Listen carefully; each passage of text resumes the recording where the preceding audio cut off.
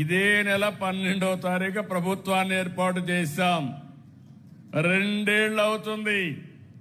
నేను అడుగుతున్నా మిమ్మల్ని అందరినీ, 2 ఏళ్ల పాలనలో మాకు మంచి జరిగిందంటే గట్టిగా చప్పట్లు కొట్టి మీరు హర్షాన్ని, ఆమోదాన్ని తెలియజేయండి.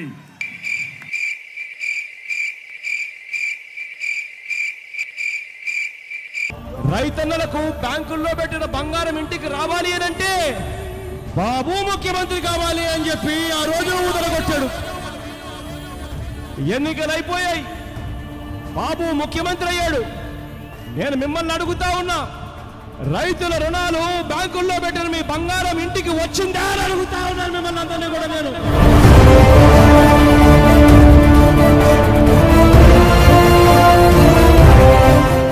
రైతుల రుణాలు బ్యాంకుల్లో పెట్టిన మీ బంగారం ఇంటికి వచ్చిందా అని అడుగుతా ఉన్నాను మిమ్మల్ని అందరినీ కూడా.